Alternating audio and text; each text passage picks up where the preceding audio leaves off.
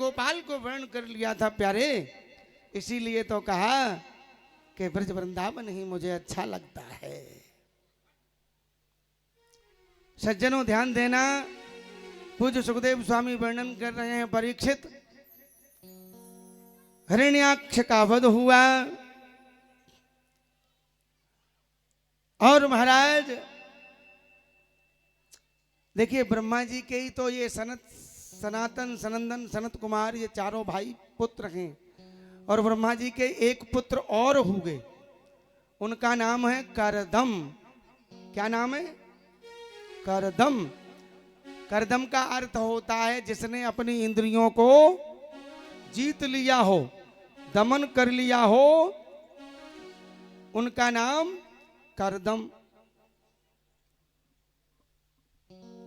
अच्छा अब आप लोग ध्यान देना, ब्रह्मा जी के पुत्र सनत कुमार तो वो तो उतने ही बड़े रहते हैं, उन्हें तो विवाह किया ही नहीं, चले गए बद्री नारायण धाम तपश्चर्या के लिए। अब करदम जी भी ब्रह्मा के पुत्र हैं, सो उन्हें भी मना कर दिया, सो वो चले गए कहाँ? जंगल में। अब तपस्या करते रहे, काफी समय व्यतीत हो गया, और ध्यान दोगे तो ही ये कथा समझ में आएगी। काफी समय व्यतीत हुआ।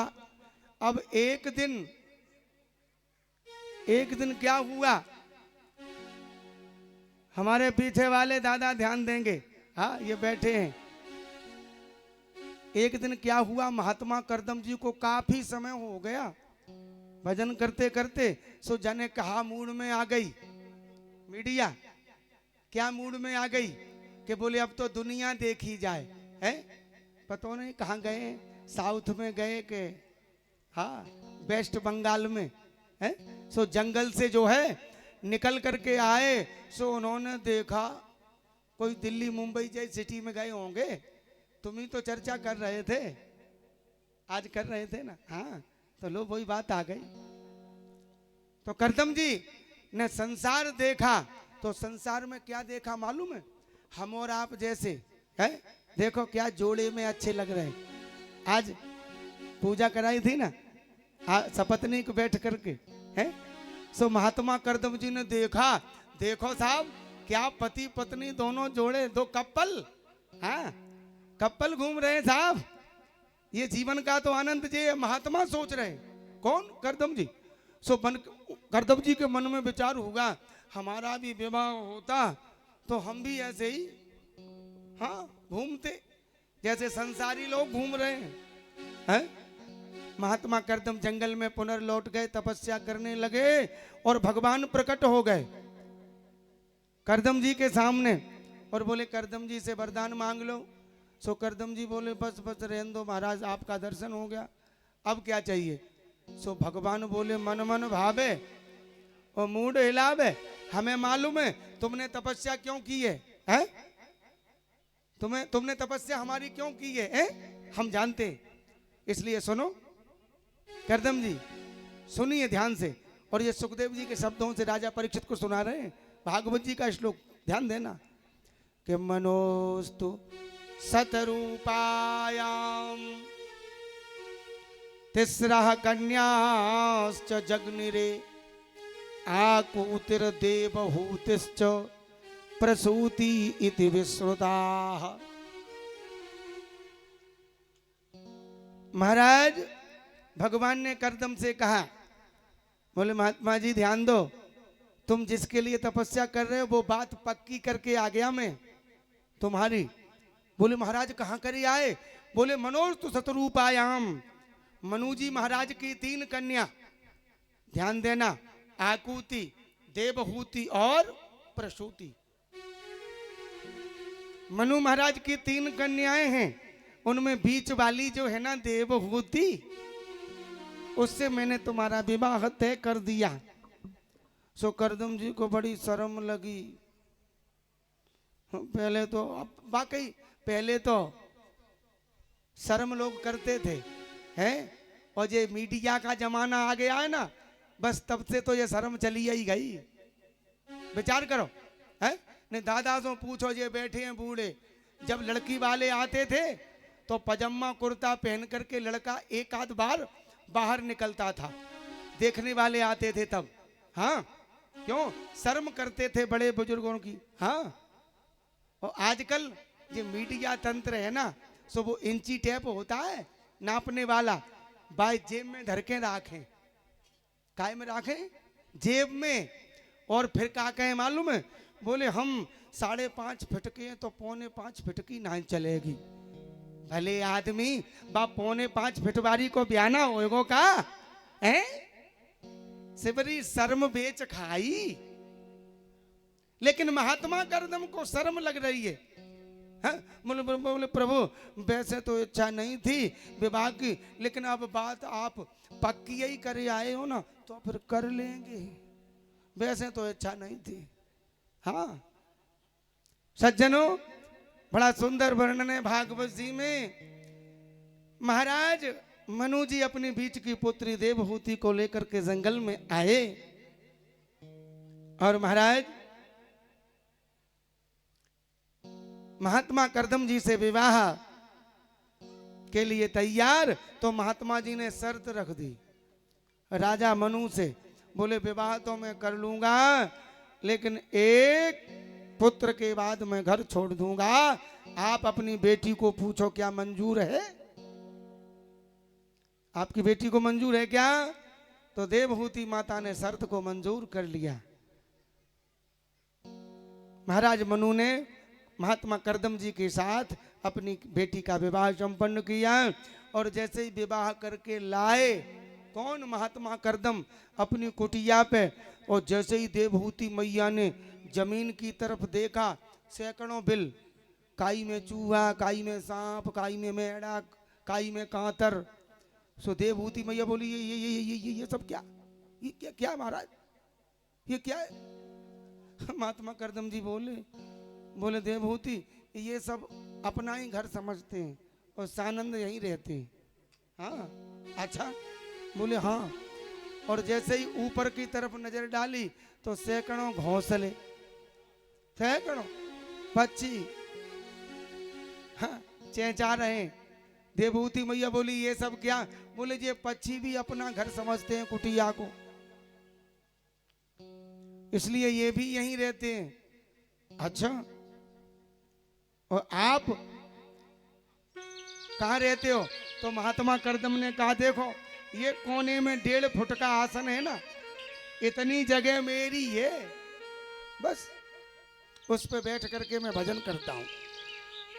लेकिन प्यारे बंधुओं, देवहूति मैया ने उस कुटिया के झरोखे को, झरोखा समझ रहे हैं? खिड़की, अरे विंडो, हाँ विंडो, खिड़की को जैसे ही खोला झरोखे को और झांक करके देवहूति मैया ने देखा सामने सरोवर, और सरोवर में गाय और सिंह एक ही घाट पर एक साथ जल पी रहे हैं। देवहूति मैया दृश्य को देख करके चकित रह गई। बोले कुटिया में तो सांप, मेंढक, चूहा एक साथ में है, और सरोवर में सिंह और गाय एक साथ में जल पी रहे हैं। बोले हमारे स्वामी की इतनी बड़ी तपश्चर्या, यहाँ जीव मात्र में कोई हिंसा का भाव नहीं।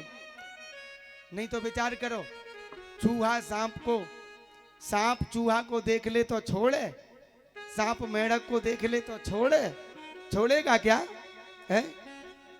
और सिंह गाय को देख ले तो क्या छोड़ देगा उसको? लेकिन महात्मा करदम की तपश्चर्या का प्रभाव प्राणी मात्र में, हिंसा नहीं, जीव मात्र में। ओहो, बस इतना वार्तालाप हुआ। पूज्य सुखदेव स्वामी कह रहे हैं परीक्षित, इतने में तो महात्मा करदम जी आसन पे बैठे सो समाधि लग गई। और ऐसा वर्णन है भागवत जी में, 1-2 साल के लिए नहीं, 1-2 दिन, 1-2 माह के लिए नहीं, तब पूरे 40 बसंत, 40 वर्ष की, कितने वर्ष की समाधि लगी? हाँ। और देवहूति मैया कुटिया छोड़ करके नहीं गई, पति की सेवा की, गीले वस्त्र से पहुंचना है, और बन के ही कंद मूल फल खा करके जीवन का निर्वाह किया, अपने घर नहीं गए। विचार करो, है उस समय की वो देवहूति माता थी, घर नहीं गई। और मीडिया आजकल की सुनो, आजकल तुम्हें नहीं करियो कि मोहम्मद जज्जो माए के हैं, आज माए के मत जाना फलानी जगह। सो वो का कहती है श्रीमती मालूम है, बोले हमारा ब्रीफ केस तैयार, तुम जाओ चाहे कबहू मत जाओ, हम तो आज हुई, हाँ आज ही जाएंगे। बताओ, पति पे कोई संकट पड़ जाए तो पत्नी आजकल की सीधे मायके भाग जाती है। लेकिन सज्जनों, देवहूति मैया ने कुटिया को नहीं छोड़ा, पति की सेवा की। और जैसे ही पति की समाधि 40 वर्ष के बाद टूटी तो एक बूढ़ी माता को देखा सामने, बाल भी पक गए हैं और मीडिया जे गालों पे भी झुर्रियां पड़ गई है। अब समझो बुढ़ापा 40 वर्ष है। तो महात्मा करदम जी बोले देवी कौन? तो उस समय देवहूति माता बोली ध्यान करो, आज के 40 साल पहले एक राजा आए थे जंगल में। महात्मा जी ने ध्यान से देखा, बोले हाँ याद आया, मनु जी महाराज। बोले मैं उनकी बेटी और तुम्हारी पत्नी हूं। बोले देवी तुम यहीं रही कुटिया में, तुम अपने मायके क्यों नहीं चली गई हैं? विचार करो, फूलों में पली राजा की बेटी। मनु जी महाराज कोई मामूली राजा थे क्या है? सर्व संपन्न राजा थे महाराज मनु जी, जो बेटी फूलों में पली लेकिन वो नहीं गई। तुम अपने मायके क्यों नहीं गई? तो माता देवहूति ने कहा, बोले स्वामी धीरज धर्म मित्र और नारी आफत काल परखिए चारी। और सज्जनों, शास्त्र का प्रमाण पतिरे को गुरु स्त्री नाम, पत्नी का पति ही सर्वोपरि होता है। इसलिए हम अपने पिता के घर नहीं गए। तो महाराज महात्मा करदम का ऐसा भागवत जी में वर्णन हृदय द्रवीभूत हो गया। तुष्टो हमद्य तब मान अभिमान दाया, शुश्रूषया परमया परया च भक्त्या।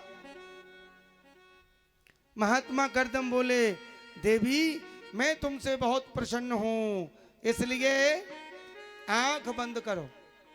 आंख बंद करो। आंख बंद की और महाराज महात्मा करदम जी ने कहा खोलो।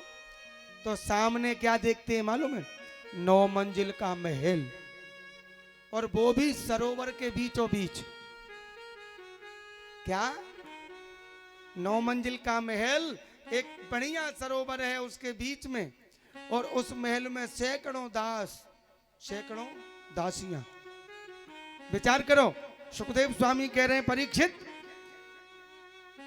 देवहूति ने जो वैभव अपने पिता के यहां नहीं देखा था वो आज अपने पति के यहां देखने को उसे मिल रहा है।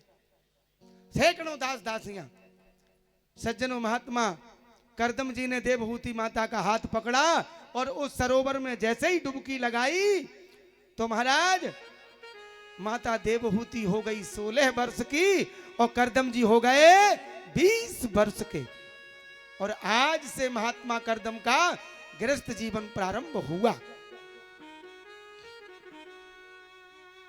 सज्जनों,